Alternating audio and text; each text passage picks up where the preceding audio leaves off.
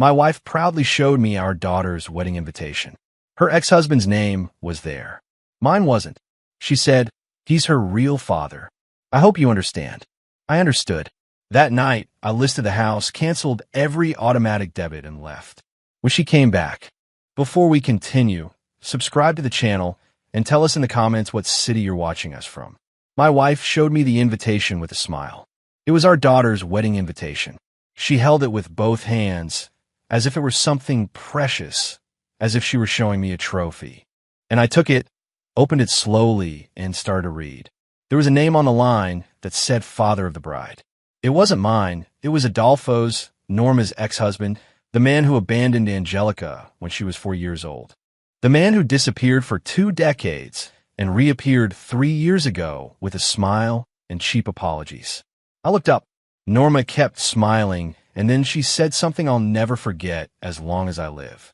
She told me, "He's the real father, Eliseo. I hope you understand." I didn't yell. I didn't throw the envelope.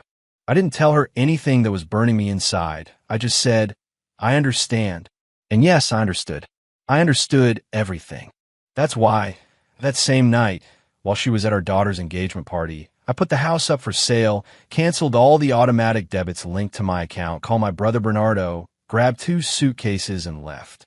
When Norma came back from the party, she found the door locked from the inside. She rang the doorbell 3 times, called my cell phone 4 times, and on the 5th try I answered her with a text message, just one. But before telling you what that message said, I need you to understand who I'm, because if you don't know where I come from, you won't understand why I did what I did. And above all, you won't understand why I don't regret anything. My name is Eliseo. I'm 46 years old, and for 20 years, I was the invisible man of this family. Not invisible because nobody saw me, invisible because nobody counted me. I met Norma when I was 26, and she was 24. She was a single mother. Angelica was barely 4 years old back then. She was a little girl with big eyes and a smile that disarmed you in 2 seconds. The first time I saw her, she was sitting on the floor of Norma's apartment with some crayons and a piece of paper, drawing something I didn't understand, but she explained to me with absolute seriousness, as if it were the most important thing in the world. She told me it was a butterfly. I told her it was the prettiest butterfly I'd ever seen in my life. And she looked at me with those big eyes and asked me if I wanted to color with her. From that day on, I didn't leave. It wasn't a dramatic decision. There wasn't an exact moment when I said, "I'm going to be this girl's father." I just kept staying. I kept showing up. I kept being there, and little by little, without anyone formally asking me, I became the person Angelica looked for when she was scared, when she was sick, when she needed someone to listen to her. Norma and I got married 2 years later. Angelica was 6, and on the wedding day, without anyone asking her to, she held my hand during the whole ceremony. She didn't let go, not even once. That was the most important moment of my life. Not the ring, not Norma's dress, the hand of a 6-year-old girl who decided on her own that I was hers. I worked for 20 years to give that family everything I could. I wasn't a millionaire, but I was constant. I was the man who arrived at 6 in the morning to work and came back at 7 at night. I was the man who paid for Angelica's private school for 12 years straight, about 400 pesos a month that never stopped coming out of my account, even if there were difficult months. I was the man who sold his truck when Angelica needed knee surgery at 16 and the insurance didn't cover everything. I don't tell it so you applaud me. I tell it because you need to understand the weight of what came next. Because all that I did, all that time, all that money, all that presence simply didn't count. It wasn't enough to deserve a place on an invitation. But I found that out later. During those years, I lived peacefully, or at least I thought so. Norma and I had a relationship that over the years had become quieter, more routine. We didn't fight often. There were no big crises. We were just 2 people who shared a house, a bed, and a daughter, and who had stopped asking each other a long time ago if they still truly knew each other. I attributed it to exhaustion, to the years, to how long marriages are. But there were small things that sometimes made me feel weird, a slight discomfort, like when you step on something in the dark and you don't really know what it was. For example, when Angelica turned 20, Norma organized a family dinner. She invited her mom, her sisters, some of Angelica's friends. I arrived from work just in time with a gift I'd ordered 2 weeks before, something Angelica had mentioned in passing once and that I wrote down on my cell phone, so I wouldn't forget it. When I entered the dining room, the table was already full, and the only place left was at the end between two of Norma's cousins I barely knew. Nobody had saved me a seat near Angelica. I didn't say anything. I sat where there was space and smiled all night, but something in that image stuck with me. Another moment, a few months later, Angelica came home excited because she'd been given a promotion at work. She came running in, screaming with joy, and the first thing she did was hug Norma. I was standing 2 meters away. After a while, she turned around and gave me a quick, distracted hug too, and Norma, without looking at me, said, "Call your dad to tell him." And Angelica took out her cell phone and dialed. I thought she was talking to me, but no. She was telling her to call Adolfo. I stood still. I kept that feeling somewhere deep where you keep things you don't want to review yet. And I went on with my day. That was my life. A series of small moments where I appeared and disappeared without anyone noticing it too much, without anyone saying it out loud, without anyone having to be directly cruel. It was a soft, almost polite exclusion, and for a long time I preferred not to see it. Until the day of the invitation, Angelica met Damian at work. She introduced him to us on a Friday night at the house with that nervous energy kids have when they want you to approve of someone important. They arrived together, him with a bottle of wine and a calm smile, her holding his arm as if she were afraid he'd run away. I liked him from the start. He was serious, respectful. He looked at Angelica with an attention that calmed me down. I asked him what his job was, what plans he had, how he saw the future. Dad questions, the only ones I know how to ask when I truly care about someone. That night, when they left, Angelica gave me a hug at the door and whispered something in my ear. She said, "Did you like him?" I told her yes, that he seemed like a good man to me. She smiled in a way I hadn't seen in a long time. A smile of relief, as if my opinion still mattered to her. I kept that moment like you keep good things, carefully, without making a sound. 6 months later, Damian proposed to her. Angelica called Norma first. I understand that. They're mother and daughter. It's normal. But then she called me, and when I heard her excited voice on the other end of the phone, I felt something I hadn't felt in a long time. A clean, genuine pride, the kind that doesn't need to be seen by anyone to exist. I told her it was the best news I'd heard all year, and I meant it. The weeks that followed were a whirlwind of plans. Norma fully immersed herself in the organization. Calls, meetings, visits to venues, endless conversations about flowers and menus and guest lists. I didn't get too involved because that was never my world, but I was available. When Norma asked me something, I answered. When Angelica needed me to take her somewhere, I took her. When advance payment had to be made to reserve the venue, I did it without anyone having to ask me twice. It was $1,200 that came out of my account on a Tuesday morning. I didn't ask to be thanked. I didn't mention it at any dinner. I just did it because it was what needed to be done. But something started to change in those weeks, something I didn't know how to name at first. Norma started making calls and going out to the patio to talk. She didn't do that before. Before she talked on the phone, in the kitchen, in the bedroom, wherever. But suddenly, she needed privacy for certain conversations. I didn't ask her anything. I gave her space because I thought it was wedding stress, that there were things to coordinate, and she just wanted to focus. One afternoon, I got home early before they expected me. Norma was in the patio with her back turned, talking in a low voice. I didn't want to listen, but when I opened the garden door without making a noise, I managed to hear 3 words before she realized I was there. I heard, "He just has to understand." She turned around, saw me, and hung up the call almost immediately. She smiled at me. I asked her who she was talking to.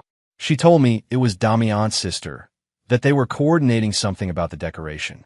I believed her, or wanted to believe her, which isn't exactly the same thing. That night in bed, with the ceiling above and Norma asleep next to me, I stayed awake longer than usual thinking about those 3 words. Has to understand. Understand what? Who had to understand something? Why was there a need to lower the voice to say that? I told myself I was exaggerating, that wedding stress made people weird, that I also got weird when I had too many things on my mind. I convinced myself to sleep, but the body knows things before the mind accepts them. And those nights the body didn't rest completely. There was another moment that stuck with me, although I let it pass at the time. One afternoon, Angelica came home to review some details with Norma. I was in the living room reading. They sat in the dining room with papers and lists and open magazines on the table. For a while I heard them talking animatedly, laughing, discussing times and names of people I didn't know. At one point, Angelica said something about the ceremony, about the moment the father would walk her down the aisle. And Norma replied something in a low voice that I didn't catch completely, but I did hear Angelica's answer. She said, "Yes, I know, but we still have to tell him at some point." There was a short silence, and then they both changed the subject as if nothing happened. I went on with my book, or at least I pretended to. Inside something had moved, a small, almost imperceptible piece that had shifted out of place. I didn't ask anything. I told myself they were probably talking about a relative of Damian's, some uncle or grandfather who had to be given some difficult news. I made up a comfortable explanation and stuck with it. That's what we do when we don't want to know something yet. We fabricate kinder versions of reality and live inside them for as long as we can. I lived inside mine for a few more weeks until the cream-colored envelope with gold letters arrived. Norma handed it to me on a Saturday morning. I was drinking coffee in the kitchen with my shirt untucked, still messy hair. She walked in with the envelope in her hand and an expression that now looking back I recognized perfectly.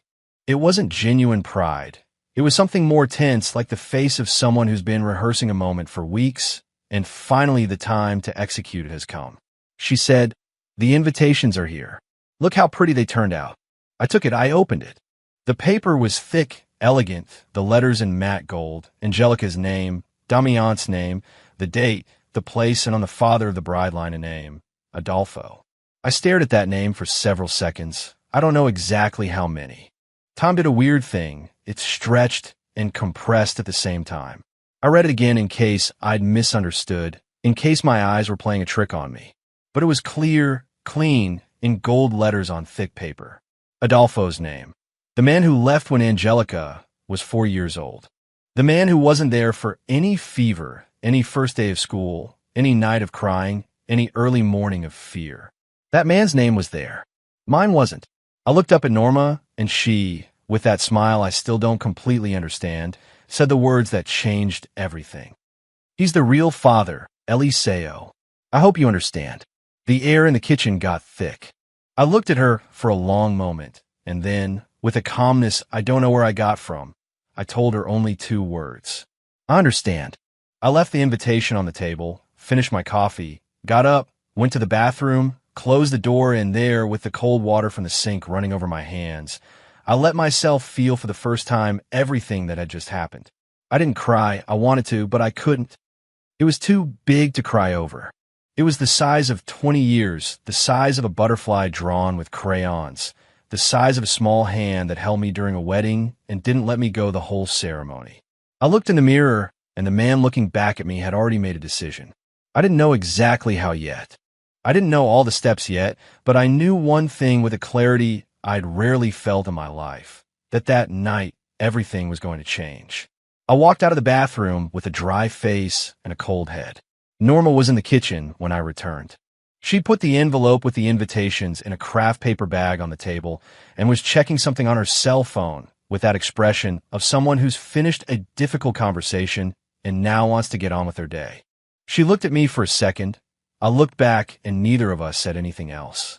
I grabbed my keys, told her I was going out to run some errands, and left. I didn't have any errands to run. I just needed air. I needed to be in a place where nobody knew me, where there were no invitations or names in gold or rehearsed smiles. I drove for 40 minutes aimlessly with the radio off and the windows slightly down, feeling the wind against my left arm. I stopped at a gas station. I bought a machine coffee that tasted like cardboard. I drank it sitting on the hood of the car, watching the traffic go by. And there, in that anonymous parking lot, with a bad coffee in my hand and the sun hitting me from the side, I started to think clearly for the first time all day. I didn't think about the pain. I already knew the pain. I'd already felt it in the bathroom. I already knew where it lived. What I needed now was something else. I needed to understand exactly what had happened and exactly what I was going to do about it. First things first, Adolfo had returned to Angelica's life 3 years ago. I knew that. I'd accepted it because Angelica was an adult and had the right to know her biological father if she wanted to. I never opposed it. I never said a word against it. There was even a night when Angelica asked me if it bothered her that she had contact with him, and I told her no, that the important thing was for her to be okay. I meant it, but what I hadn't seen or hadn't wanted to see was what was happening around that return. Norma and Adolfo had been married before I showed up. They'd separated badly with fights and grudges that she told me in pieces during the first years of our relationship. I never asked too much because I felt it was painful territory and she'd share it when she wanted to. Now I wondered how much of that story I really knew. I wondered what had happened in those 3 years while Adolfo reappeared smiling with his cheap apologies. I wondered how many of those calls in the patio had been with him and not with Damian's sister. I wondered since when it had been decided that my name didn't deserve to be on that invitation. I didn't have answers yet, but I had something more important. I had clarity about what I was going to do.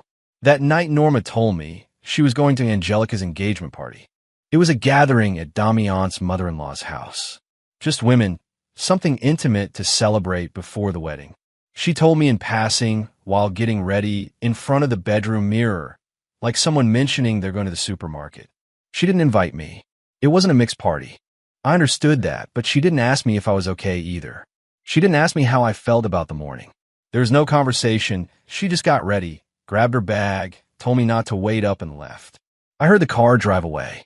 I stood in the living room in silence, listening to how the house was left alone, and then I did something I hadn't done in a long time.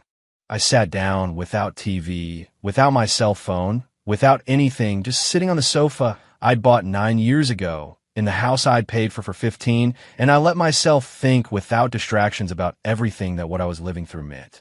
20 years. 20 years of constant presence, of paid bills, of sick nights, of school trips, of resolved fights, of shared silences, of being the man who was always there when something was needed. And all that in a cream-colored envelope with gold letters simply didn't exist. Not the real father. That's what Norma had said. With that smile, with that calmness, I stayed with that phrase for a long moment. I examined it from all sides. I tried to find some other reading, some kinder interpretation. I couldn't find it. It was exactly what it seemed. And at that moment, something that had been warm inside me for hours turned completely cold. It wasn't rage. Rage is hot. It's impulsive. It makes you make mistakes. What I felt was something else. It was a kind of absolute clarity, like when the power goes out in a room and suddenly you see things without the visual noise of everything else. I saw the situation exactly as it was and decided to act exactly as I should.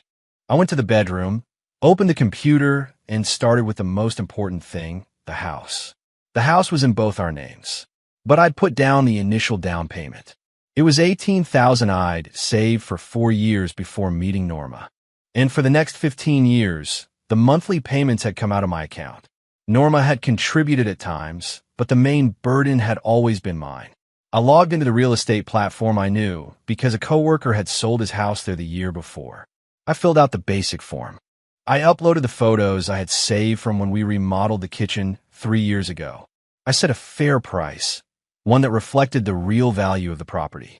No exaggerations. I hit the publish button. The house was up for sale at 9:47 at night. Then I went to my online banking. I checked all the automatic debits coming out of my account. The cable internet service, the gym subscription Norma went to twice a week, the streaming platform she mainly used, Norma's car insurance. I canceled them one by one, not in a hurry, calmly, with the same calmness you close windows at the end of the day because you don't need them anymore. Then I transferred a significant part of my personal savings to an account I'd opened a loan years ago and had never used for household expenses. It wasn't illegal. It was simply my money from before the marriage that I had every right to move. When I finished, it was 11 at night. I called Bernardo, my older brother, the only man in this world I truly told things to. He answered on the second ring. As always, with that hoarse voice of someone who's almost asleep but never ignores a call from his brother. I told him I needed to stay at his house that night. He didn't ask me why. He just said, "The room is ready." That's Bernardo. 20 words where others would use 100. I hung up. I went to the bedroom, took 2 suitcases out of the closet, the biggest ones I had, and started packing with a methodology that surprised me. Clothes, important documents, personal things nobody else used, some photos that were in my nightstand drawer.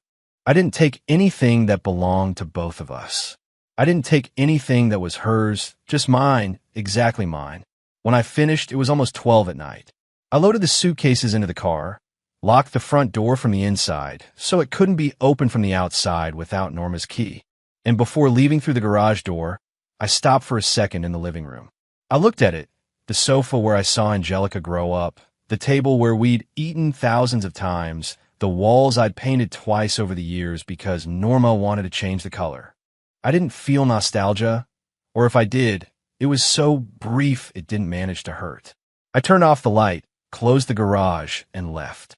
I drove to Bernardo's house with the 2 suitcases in the back seat and a single question spinning in my head. It wasn't, did I do the right thing? It was, how long will it take her call? The answer came faster than I expected. Bernardo opened the door in pajamas and socks. He didn't say anything when he saw me with the 2 suitcases. He just stepped aside to let me in. He closed the door behind me and went to the kitchen to heat up something to eat. That's my brother. He doesn't ask questions when it's not the right time. He knows when to talk and when to just put a plate of hot food on the table and sit next to you. I sat down, ate something, I don't remember exactly what, and told him everything. About the invitation, the name, what Norma said, what I did after. Bernardo listened without interrupting. When I finished, he stayed silent for a few seconds, looking at his coffee mug, and then said something that stuck with me. He said, "The weird thing isn't what you did tonight. The weird thing is that you took so long." He didn't say it cruelly.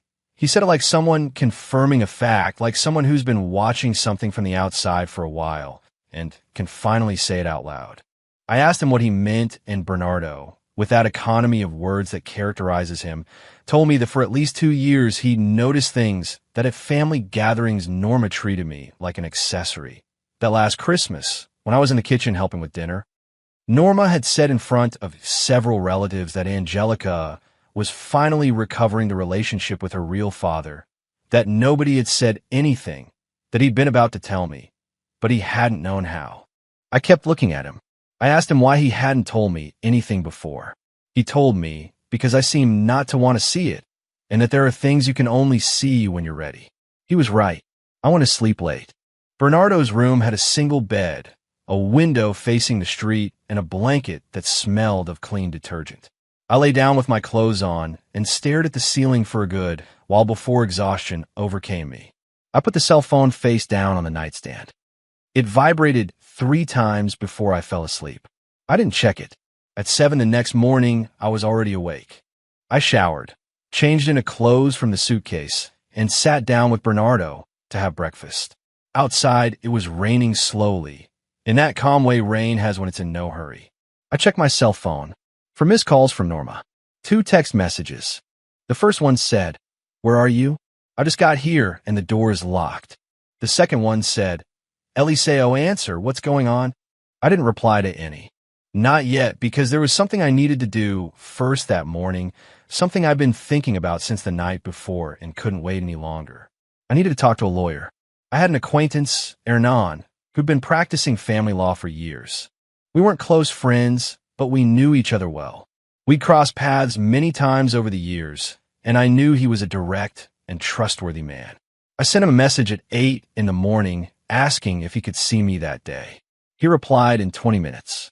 He told me he was free at 11. I arrived at his office on time. It was a tidy space, without unnecessary luxuries, with shelves full of folders and a plant in the corner that needed water. Hernan greeted me with a firm handshake and no unnecessary preambles. I told him the situation. Not everything, just what was relevant. The marriage, the house, the assets, what I'd done the night before, what I wanted to do now. Hernan listened while taking notes in a small notebook. When I finished, he reviewed what he'd written down and explained the scenario to me with a clarity I appreciated. He told me that putting the house up for sale unilaterally could have complications if Norma didn't agree, given that it was in both names, that the best thing was to initiate the separation of assets process formally and documented to protect my part. That the moves I'd made with my personal accounts were completely legal as long as they were funds I could prove were prior to the marriage or exclusively mine. I asked him how long the whole process would take. He told me it depended on how complicated the other side wanted to get. I told him to prepare me for the most complicated scenario. I left his office with a thin folder, some forms to review, and an appointment for the following week. The process had officially begun. When I got to the car, I checked my cell phone again. There was a new message from Norma. It said, "The neighbor told me she saw a for sale sign at the house. Please tell me it's a mistake." I read it twice, and then for the first time since the night before I replied to her, I wrote, "It isn't a mistake." Her reply came in less than a minute. A series of messages, one after another, increasingly longer, more accelerated. That how could I think of doing that? That I was exaggerating, that the invitation thing had been Angelica's decision, and I had to respect that I couldn't just put the house up for sale without talking to her, that it was a disproportionate reaction, that we had to talk like adults. I read them all. I didn't reply to any. I put the cell phone in my jacket pocket and drove back to Bernardo's house. That afternoon, I stayed in the room for a good while in silence, thinking about everything Hernan had explained to me, thinking about the next steps, thinking about how I was going to organize myself in the coming weeks, but I also thought about Angelica. That was the hardest part, not Norma, Angelica, because I could understand, even if it hurt deeply, that a marriage ended, that two people who were together for 20 years decided they weren't anymore. That's painful, but it's part of life. It's something that happens to many people, and you can recover from it with time. But Angelica was different. Angelica was the girl with the crayons. She was the hand that didn't let me go at the wedding. She was the voice on the phone who told me about her engagement with genuine excitement and waited for my approval before anyone else's. How much of what had happened with the invitation had been her decision and how much had been Norma's influence? I didn't know and couldn't know yet. What I did know was that I wasn't going to make decisions about that relationship in the heat of the moment. I wasn't going to call her furious. I wasn't going to send her a message at the worst time. I wasn't going to do anything that couldn't be undone later. I was going to wait. I was going to let things settle. And when the time came to talk to her, I was going to talk with a cool head and an organized heart. Meanwhile, there was one more thing I needed to resolve that day at work. I'd been at the same company for 14 years. It was a stable position with a salary that allowed me to live well and save with discipline. But the company was in the same city, in the same circuit of life I shared with Norma, with the house, with everything I was leaving behind. 6 months ago, a colleague had mentioned in passing that the branch in another city was looking for someone with my profile. He'd told me as a fact, without major intention. I'd heard it at the time and let it go because I had no reason to consider a change. Now I did. That afternoon, from Bernardo's room, I wrote an email to Human Resources asking if the position was still available. The answer came the next day. It was still available. There was one last thing I did that afternoon before it got dark. Something small, almost symbolic, but that had a particular weight for me. I went to a stationery store a few blocks from Bernardo's house. I bought a new dark green hardcover notebook, and when I got to the room, I opened it to the first page and wrote a single line. It wasn't a plan, it wasn't a to-do list, it wasn't anything that needed anyone else to see it. It was simply a date, the date of that day. And next to it, 3 words. It starts from here. I closed the notebook, put it on a nightstand next to my cell phone, and outside, it was still raining, harder now, with that constant and even noise real rains have, the type of rain that cleans things.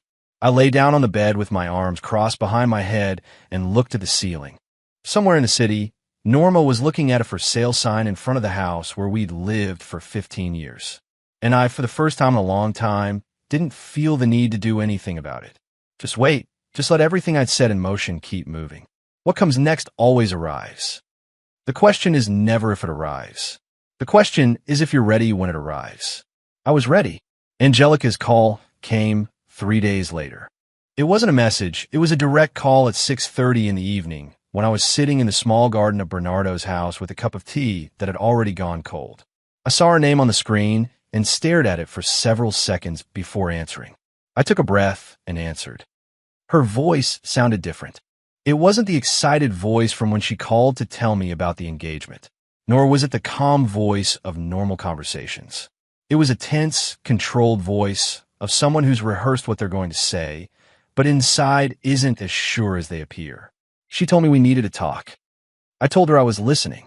There was a short pause, and then she told me that the invitation thing wasn't her intention to hurt me, that it had been a difficult decision, that Adolfo was her biological father, and she felt it was important to recognize him that way on her wedding day, that she hoped I could understand it. She used exactly the same words as Norma. I hope you understand. I stayed silent for a moment, and then I asked her something. I asked her if she'd made that decision alone, or if someone had influenced her. Another pause, a longer one this time. She told me it had been her decision. I didn't argue with her. I didn't tell her I didn't believe her. I simply kept that answer in the same place where you keep things you need to review calmly and with time. I told her I heard her, that I understood it was her wedding and the decisions about her wedding belonged to her, but I also needed her to understand something. I told her I hadn't left because of the invitation, only that the invitation had been the final piece of something that had been building up for a long time, that I'd been present in her life for 20 years, not because I was asked to, but because it was what I chose to do. And that when a person chooses to be there for 20 years, and in the end is told they don't count, that they aren't the real father, that isn't something resolved with a phone call. She stayed silent. After a moment, I heard her breathing change. It became more irregular, and then she said something I didn't expect. She said, "And what's going to happen now?" She didn't ask about the house. She didn't ask about Norma. She asked what was going to happen, as if the most important thing to her at that moment was the place I was going to occupy in her life from now on. And that told me more than any explanation she could have given me. I told her that depended on many things, that I needed time, that she needed it too, that important conversations don't happen well when everything is still up in the air. She said okay. Before hanging up, I told her one more thing. I told her I loved her, that hadn't changed, nor would it change, but that love didn't mean you had to accept anything without saying a word. I hung up. I stood with my cell phone in my hand, looking at Bernardo's garden. There was a plant in the corner that had small orange flowers. I don't know what kind of plant it was, but that afternoon it seemed like the calmest thing in the world. I took a deep breath and went on with my day. The days that followed had a strange texture. They weren't dramatic days. There were no scenes or confrontations or shouting matches. Everything was slower than that, more mundane, more like when you're sick and you just have to wait for the body to do its job. I woke up early, had breakfast with Bernardo, went to work, did my things, came back, ate something, went to sleep. Norma sent me messages with a frequency that changed over the days. At first they were several a day, urgent, demanding answers. Then they lowered in tone, becoming more questions than demands. And then, toward the end of the first week, a different one arrived. It said, "I need us to talk in person, please." I read it. I saved it. I didn't reply immediately. That night, I talked to Hernan on the phone. I told him Norma wanted to meet. He asked me if I was ready for that. I told him I didn't know. He told me if I decided to see her, to do it in a neutral place, not to bring anything signed, nor make commitments in that conversation, to simply listen. The next day, I replied to Norma. I told her we could talk. I proposed a coffee shop near my work, one neither of us normally frequented. Neutral ground. No history. She said yes. We met on a Wednesday at 5 in the afternoon. I arrived first, sat at a table in the back, ordered a coffee, and waited. Norma arrived 5 minutes later. She was dressed up with more care than usual, like someone who wants to make a specific impression. She sat across from me and looked at me with an expression I couldn't read well at first. It wasn't regret, not yet. It was more like an evaluation, as if she were measuring what state I was in, how much ground she'd lost, how much she could recover. She told me that what she'd said that Saturday morning she'd said wrong, that she hadn't meant to hurt me, that the invitation thing had been a complicated situation because Angelica wanted to recognize Adolfo, and she as a mother had decided to support that. I asked her if it seemed okay to her that my name wasn't on that invitation. She paused. She told me she thought I'd understand. There was that word again, understand. I asked her how long she'd been talking to Adolfo regularly. Her expression changed just a little, but enough. She told me Adolfo was Angelica's father, and it was natural there was communication about the wedding. I didn't ask her anything else about it. It wasn't the time or place for that conversation, and besides, I already had enough with what she wasn't telling me. I told her I understood she'd made certain decisions and I'd made mine, that the legal process was underway, that the house would have to be resolved formally, that I had no intention of making things complicated if she didn't make them complicated either. Her face completely changed when I mentioned the legal process. She asked if I was serious about the separation. I said yes. She told me it was an exaggerated reaction, that over an invitation I was destroying 20 years of marriage. And there, with all the calmness in the world, I told her something I'd been thinking about since that morning in the kitchen. I told her it wasn't because of the invitation. I told her the invitation had simply been the moment when everything that already existed became impossible to ignore, that I couldn't keep living in a house where I wasn't counted, where my 20 years of presence were summed up in a phrase said with a smile on a Saturday morning. That I didn't hold a grudge, that I wasn't going to wage a war, but I wasn't going to stay either. She stayed silent. I took the last sip of my coffee, got up, left the exact money on the table to pay for mine, put on my jacket, and before leaving I told her one more thing. I said it without anger, without drama, with the same calmness you say things when you've already thought them through many times and you know they're true. I said, Norma, I spent 20 years being the real father. I don't need anyone to confirm it to me, but I'm also not going to stay where they tell me I'm not. I didn't wait for her answer. I turned around and left. Outside the sun was setting. The street had that weekday afternoon noise, cars, people walking, some shop with background music, everything very normal, everything very alien to what I just left behind at that table. I walked to my car, got in, and realized something I hadn't felt in days. I felt light, not happy, not yet, but light, like when you carry something heavy for so long you no longer feel it as weight, but as part of your body. And suddenly you let it go, and the body takes a moment to remember what it's like to be without it. That's how I felt. I started the car and drove to Bernardo's house with the window down and the afternoon noise coming in from the sides. There was a difficult part still ahead, the hardest of all.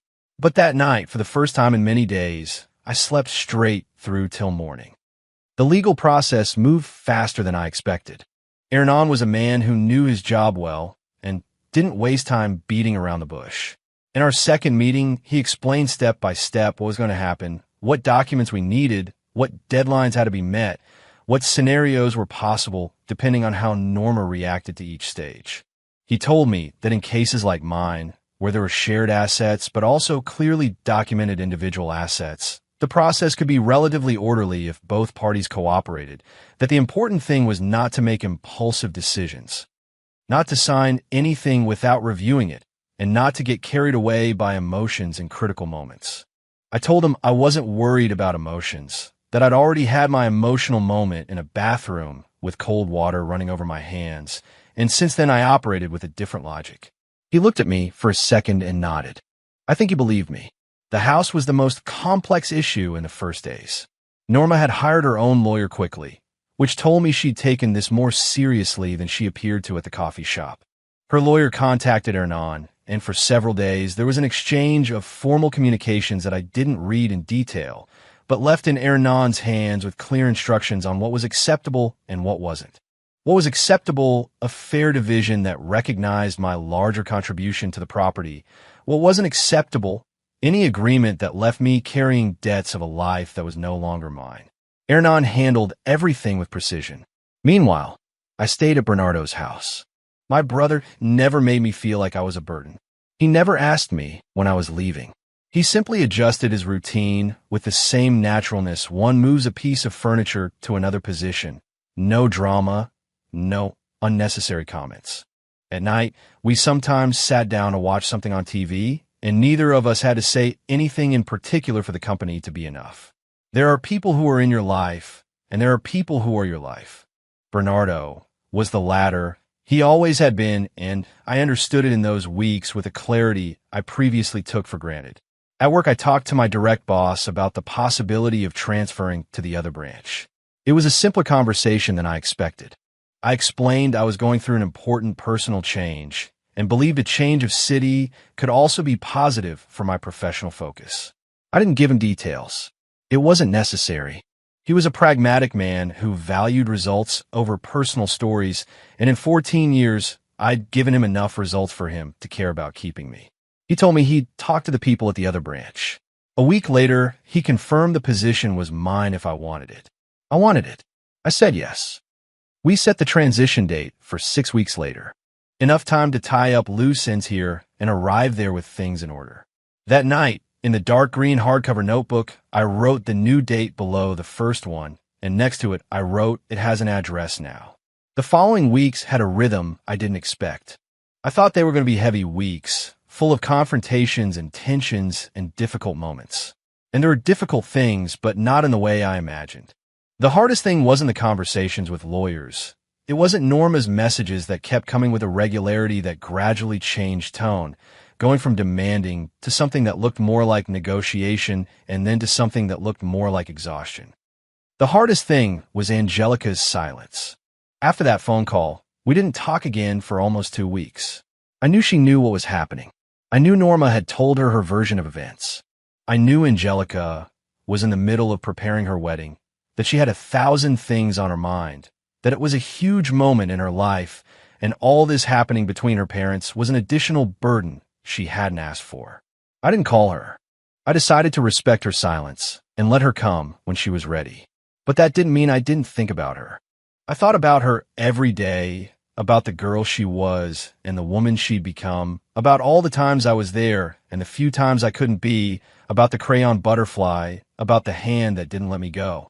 One afternoon, while organizing things in Bernardo's room, I found in the side pocket of one of the suitcases a small photo I didn't remember putting there. It was a photo of when Angelica was about 12 years old. We were both in a park, her with a lollipop in her hand, and me crouching next to her because she was pointing at something on the ground, probably a bug or a rock or any of the things 12-year-olds consider urgent and important. We were both laughing. I stared at that photo for a long time. I put it on a nightstand, and I didn't move it from there. There was a moment that week that took me by surprise. Bernardo got home on a Thursday night with a bag of food from a restaurant we both liked for years. He put on the table without saying a word and served 2 plates with that silent efficiency that characterizes him. We sat down, started eating, and at some point during dinner, without any particular reason, I realized I was fine, not perfectly fine, not without pain, not without the questions that still spun in my head about Angelica, about the future, about what life was going to be like in a different city. But fine in the important sense, fine in the sense that I was sitting at a table with my brother eating something tasty without having to calculate my words or measure my gestures or wonder what interpretation someone was going to give to every single thing I said or did, just existing without having to justify myself. And I realized it had been a long time since I felt that way, so long I didn't remember exactly when I'd stopped feeling it. That told me more about the last years of my marriage than any conversation could have. Sometimes the absence of a feeling is the clearest proof that that feeling had been missing for too long. The following week, there was a move I didn't expect. Adolfo called Bernardo. I don't know how he got his number. Probably through Norma. The fact is Bernardo told me that afternoon with a calm expression, without alarm, simply as information. He told me Adolfo had called, that he wanted to talk to me, that he said there were things I needed to hear. I asked Bernardo what he'd answered. He told me he'd given him my number, that if I didn't want to talk to him, I just wouldn't answer, but that Bernardo wasn't the one to make that decision for me. He was right. That night Adolfo sent me a message. He said he understood I was angry, that it wasn't his intention to get between Angelica and me, that the invitation thing had been Norma's idea, and he had simply accepted without measuring the consequences, that if I wanted to talk, he was available. I read it 3 times. There was something in that message I didn't expect. It wasn't the attitude I'd built in my head for weeks. It wasn't the arrogant man arriving to claim a place that didn't belong to him. It was something more insecure than that, more human. Almost. I didn't reply that night, but I didn't delete the message either. I left it there, saved like one more piece of a puzzle that still wasn't complete, because there was something I needed to understand before talking to anyone else. Something I'd spent weeks not wanting to review directly, because I knew when I did it was going to hurt in a particular and specific way. I needed to understand what had really happened with Angelica. Not Norma's version, not Adolfo's version, not the version Angelica had given me in that tense and rehearsed call, the truth. And for that, I was going to have to wait for the right moment. That moment came sooner than I expected. Angelica called me on a Sunday morning. It wasn't the tense and rehearsed call of the previous time. It was different from the first second. Her voice didn't have that controlled tone of someone who's prepared to speak. She sounded tired. She sounded like someone who's been carrying something heavy for days and finally decided to drop it. She asked if we could meet. I said yes. We met in a small coffee shop halfway between Bernardo's house and the apartment where Angelica lived with Damian. A place with no history between us, neutral, without the weight of any particular memory. I arrived first, as always, ordered coffee, sat near the window. When Angelica walked in and I saw her walking toward the table, something hit me that I didn't expect. It wasn't rage, it wasn't pain, it was simply seeing her as what she was, a 24-year-old woman with her whole life ahead of her, with a wedding in a few weeks, with a weight on her shoulders that showed in how she walked. She sat down, ordered something, looked at me, and, without preamble, without the rehearsed speech, told me she needed to tell me something. I told her I was listening. She took a deep breath and told me the truth. She told me the decision about the invitation hadn't been hers, that several months ago, when they started planning the wedding in detail, Norma had started talking to her about Adolfo in a different way, telling her it was important for Angelica to acknowledge her roots, that her biological father had changed, that he'd matured, that he regretted leaving, that a wedding was the perfect time to heal that wound, that Angelica hadn't wanted to at first, that she'd said I was her father, that I'd always been there, that it didn't seem fair, but Norma had insisted. Weeks with different arguments each time, with a soft but constant pressure, the kind that doesn't explode in a moment, but builds up until you give in simply out of exhaustion, until one day Angelica gave in. And when she gave in, the invitations were almost ready. I stayed in silence listening to her. I didn't interrupt her once. When she finished, her eyes were bright. She wasn't crying, but she was close. And she looked at me with an expression I recognized because I'd seen it before, many years ago, when she was a little girl and had done something she knew was wrong and didn't know how to fix it. It was the face of someone who wants you to tell them it has a solution. I asked her one single thing. I asked her why she hadn't told me before, because in that first call she'd told me it had been her decision. She stayed quiet for a moment. She told me she was afraid, that she didn't want to be in the middle, that she didn't want me to think badly of her mom, that she didn't want her wedding to become a war between two people she loved. I understood it. Not perfectly, not without it hurting, but I understood it because being 24 has its own fears and its own loyalties and its own ways of handling things. And because I too for 20 years had chosen not to see certain things to avoid dealing with them. I told her I understood her, and then I did something I hadn't planned to do in that conversation. I took the small photo I'd found in the suitcase out of my jacket pocket, the one of us two in the park, her with a lollipop, both laughing. I put on the table. Angelica looked at it, took it with both hands, and right there's something broke in her. She didn't cry out loud. It wasn't a dramatic scene. Her eyes simply filled up, and she dropped a tear that she quickly wiped away with the back of her hand, like someone who doesn't want to be seen crying. She said, "I do know who my dad is." I didn't answer anything. There was no need. I told her we weren't going to resolve everything that morning, that there were things that were going to take time, that Norma and I were a process that had its own path, and she didn't have to carry that. That her wedding was hers and Damian's, and the most important thing was for her to be okay that day. She asked me if I was going to go to the wedding. I stayed quiet for a moment. It was the hardest question of all, and I still didn't have a clear answer. Not because I didn't want to be there, but because I didn't know what role I occupied in that event. Now, I wasn't on the invitation. I wasn't in the program. There was no place formally assigned to me. I told her we were going to talk about that more calmly when things had settled down more. She nodded. Before saying goodbye, she gave me a hug at the door of the coffee shop. A long hug, the kind that's in no hurry, the kind that says things words can't reach to say. I stood still inside that hug and let it be what it was.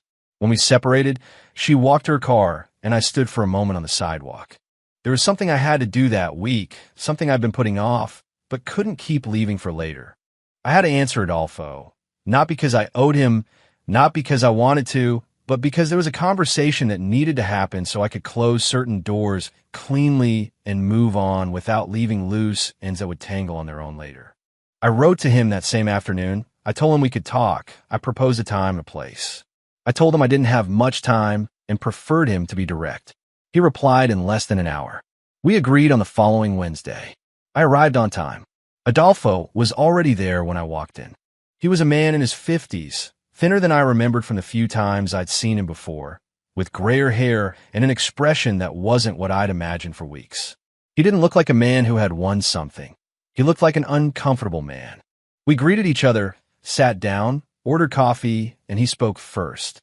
He told me the same thing as in the message, but in person and in more detail, that he hadn't asked to be on the invitation, that when Norma proposed it, he had hesitated, that he knew I'd been in Angelica's life all those years, and it wasn't his intention to erase me. That he simply hadn't had the courage to say no to Norma.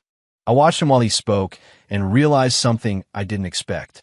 Adolfo wasn't the villain of this story. He was simply a man who had made huge mistakes in his life, who had tried to return too late and had let another person make decisions he should have questioned. He didn't generate deep sympathy in me, but he didn't generate rage either. He generated something closer to serene indifference, not the cold kind. I told him I appreciated him telling me in person that I didn't hold a grudge, that what had happened with the invitation was part of a bigger situation that wasn't just about him, that what mattered from now on was Angelica, and if he wanted to be part of her life. To be so honestly and without needing to erase anyone. He looked at me for a moment, told me I was right. We finished our coffee, stood up, shook hands, and each went our separate ways. I walked out to the street with that particular feeling of when you close something that had been open for too long. It wasn't relief exactly. It was more like the silence left after a constant noise finally stops. When you were so used to you'd almost stopped hearing it. That night, I called Hernan to update him on how things were going. He told me the process was running its course, that there were a couple of documents pending from Norma's side, but everything pointed to the resolution being clean, that in a few weeks we'd have a formal meeting with both parties to review the terms of the agreement. I told him I was ready, and I was because there was something I'd understood in those weeks, something I hadn't been able to clearly articulate until that moment, but that now felt solid and true. That leaving isn't always giving up. Sometimes leaving is exactly the opposite. Sometimes leaving is the only act of dignity left for someone who for too long chose to stay quiet for the wrong reasons.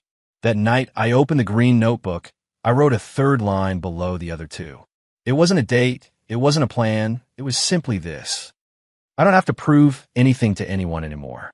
I closed the notebook, turned off the light, and slept. The following week had a rhythm I hadn't known in a long time. It wasn't the fast-paced rhythm of crises or the heavy rhythm of bad days.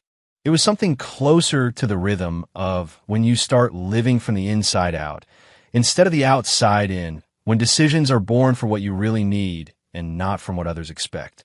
I woke up early, went for a walk before work, something I'd never done before because there was always some reason not to do it. There was always something more urgent, more necessary, more important than those 30 minutes for oneself. Now, there was nothing more urgent. Now, those 30 minutes were completely mine and nobody claimed them. I walked the same circuit every morning, a long avenue, then a small park with wooden benches and pigeons that weren't afraid of anyone. Then back down a side street with big trees that gave shade. Even if the sun was barely coming up, it was a small thing, but it was mine. And in that time, I learned that the small things that are completely yours are worth more than the big things you have to share with someone who doesn't see you. The formal meeting with both lawyers took place on a Thursday afternoon at Hernan's office. Norma arrived with her lawyer, a man in a gray suit who spoke with a lot of precision and little warmth. I arrived with Hernan, who spoke with the same precision, but with the added advantage of knowing my case from the inside. Norma and I hadn't seen each other since the coffee shop weeks ago. When she walked into the room and saw me sitting across the table, something crossed her face that lasted less than a second. I didn't know exactly what it was. Maybe surprised at seeing me calm, maybe something else. She sat down. Her lawyer opened a folder and the meeting began. I'm not going to describe every detail because it would be long and technical. And that isn't what matters. What matters is what happened in general terms. Norma had arrived with the expectation that I want to fight for everything. I noticed that in her lawyer's attitude during the first minutes, in the way he presented certain points as if he were ready for a battle that never arrived. Because I didn't want to fight for everything. I wanted what was fair, nothing more, nothing less. I wanted my half of the house's value, discounting my documented initial down payment. I wanted the liquidation of joint accounts equitably. I wanted the assets that were clearly mine from before the marriage to be left out of the division. And I wanted all that signed and closed in the shortest time possible to be able to move on with my life. I didn't ask for anything extra. I didn't try to punish her financially. I didn't use what I knew about Adolfo as a bargaining chip, even though I could have. Hernan presented the terms with that professional calm that characterized him. There was a long pause on the other side. Norma's lawyer reviewed the documents. Norma looked at him. He told her something in a low voice, and then, without major drama, they said they needed a few days to review it, but in principle the terms seemed reasonable. That was it.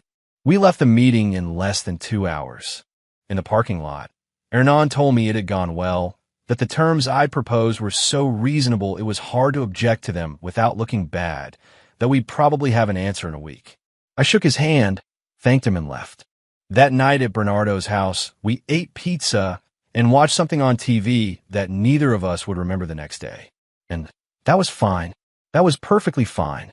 The lawyer's response came in 4 days, not a week.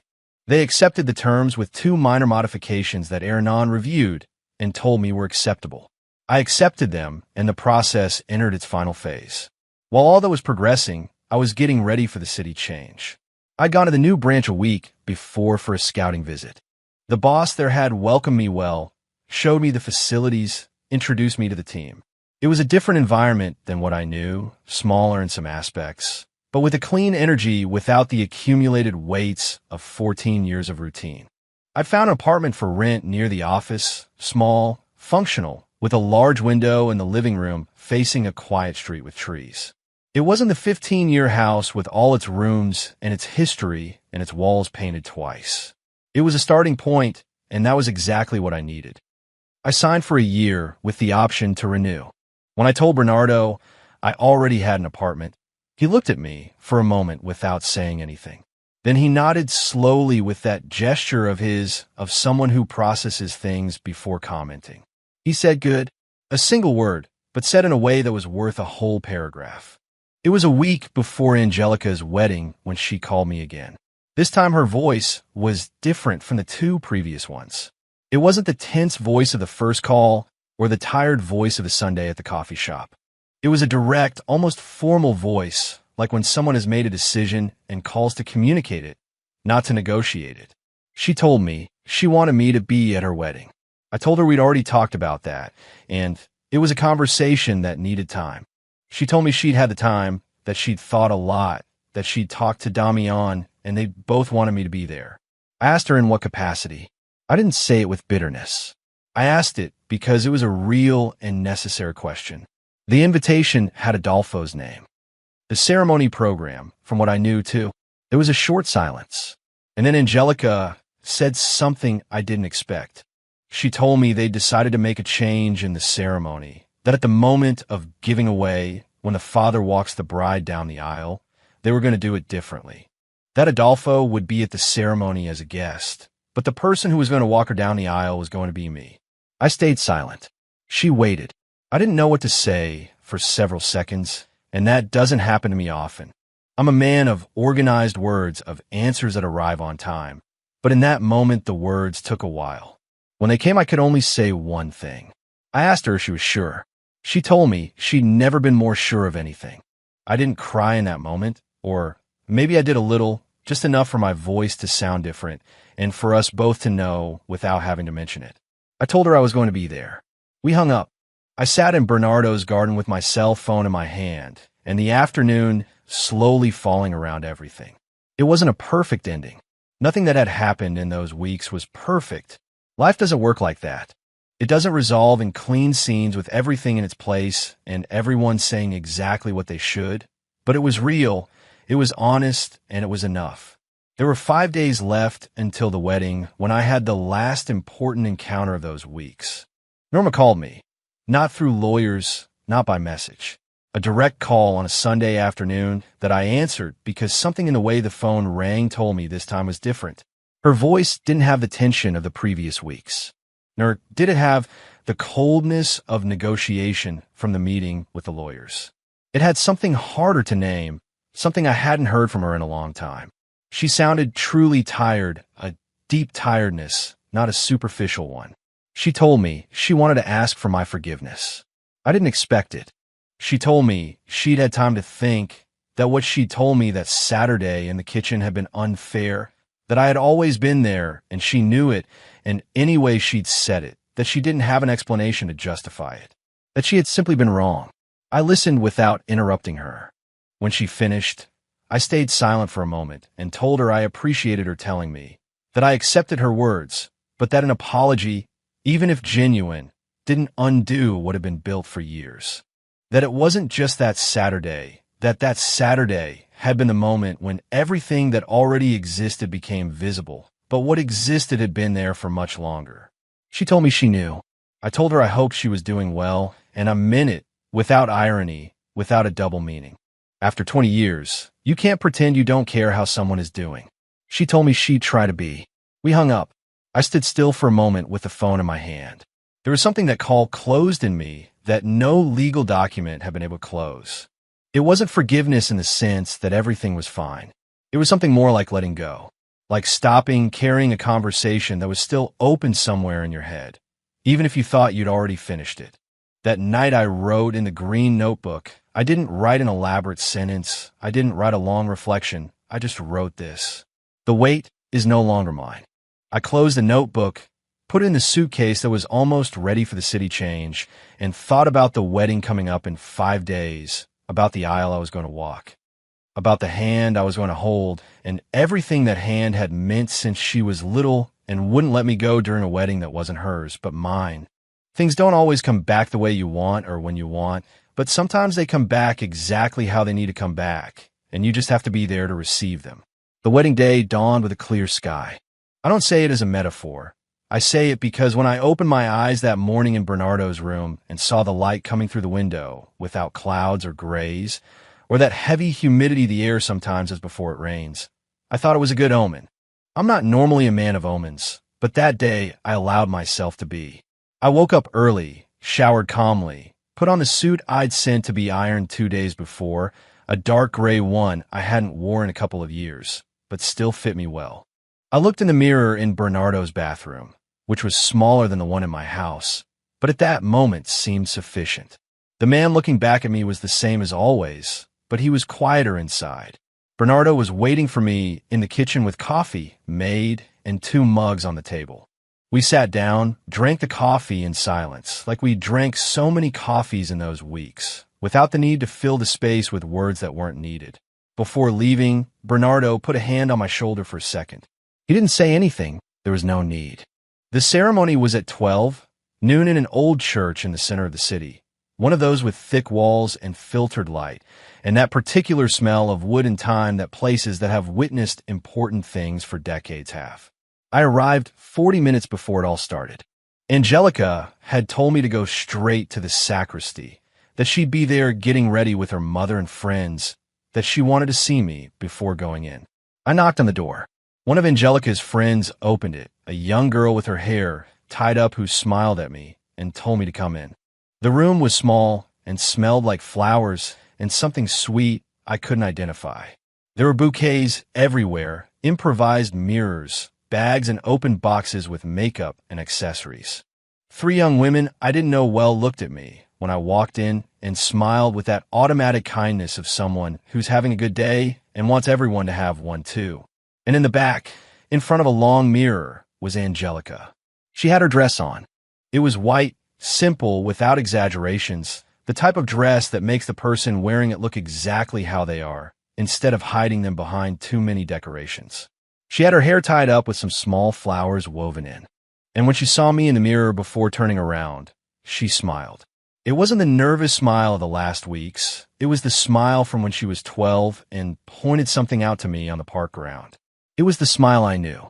She turned around, walked toward me, and gave me a hug that wasn't in a hurry. I told her in her ear she was beautiful.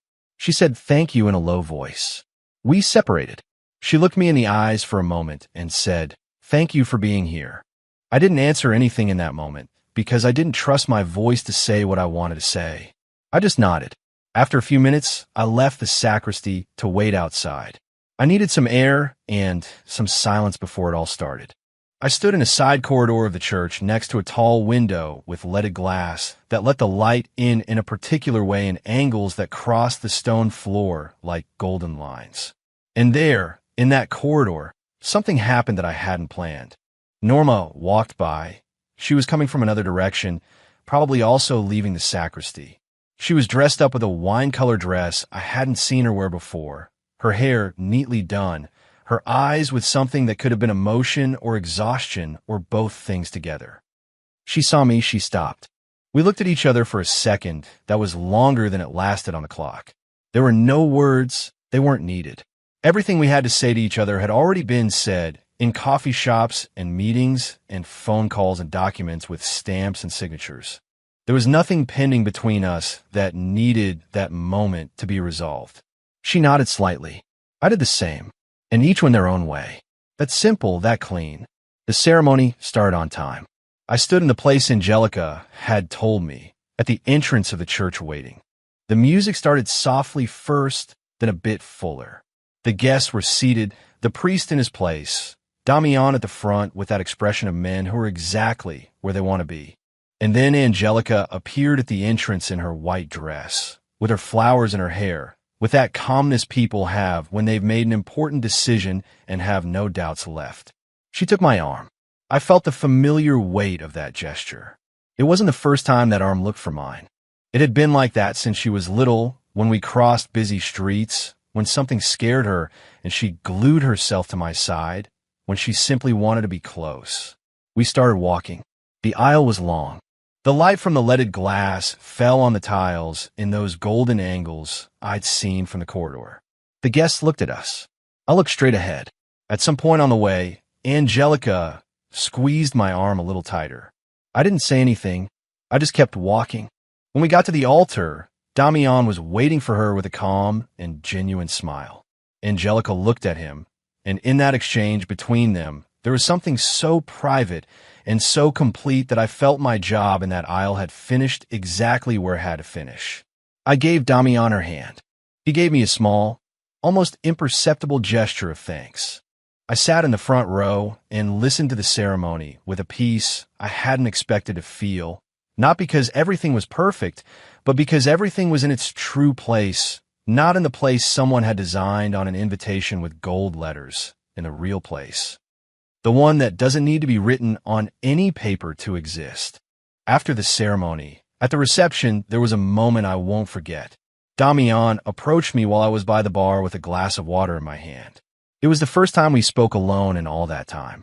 He reached out his hand and shook mine firmly. He told me he was glad I was there. He also told me something else. He told me Angelica had told him everything, that he knew what I'd done for her all those years, that he hoped in the future we could have a relationship like the one we deserved to have. I looked at him and saw he meant it. I told him I hoped so too. We toasted with what we had in our hands, him with his glass and me with my glass of water, and we laughed a little about that. It was a small moment, but it was real. I spent the rest of the reception calm. I greeted people I knew. I ate something that was good. I danced a song with Angelica when she came looking for me with that determination of hers, as always, grabbing my arm without asking. At some point in the afternoon, without making a scene, I said goodbye. Angelica hugged me at the door of the venue. She told me to call her when I got to the new city. I told her I would and left. I walked to the car. I loosened my tie knot. I sat for a moment with the door open and the party noise coming from inside, muffled by the walls and distance. I thought about everything that had happened since that Saturday morning in the kitchen.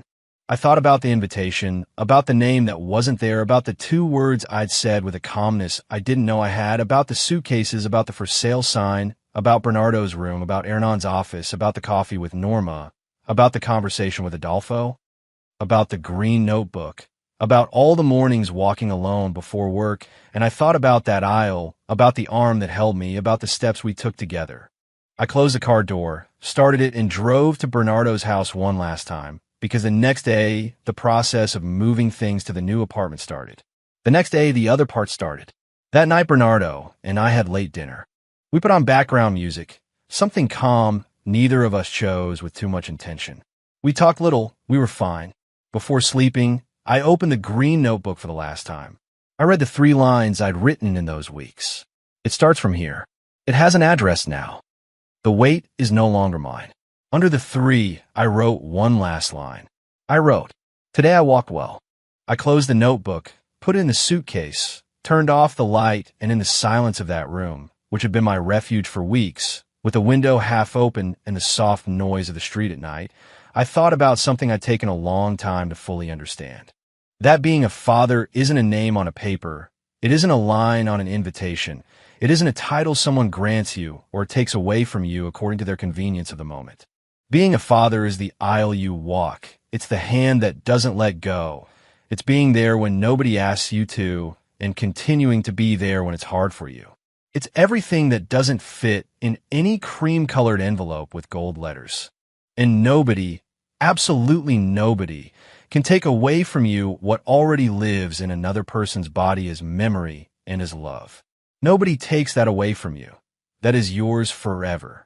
If you ever felt you were erased from a place where you'd put everything you had, then you know exactly what I'm talking about. And if you know it, you also know the end of that story isn't written by the one who erased you. You write it with your steps, with your silence, with the decision to continue being exactly who you are, even if nobody puts it in gold letters. Good night.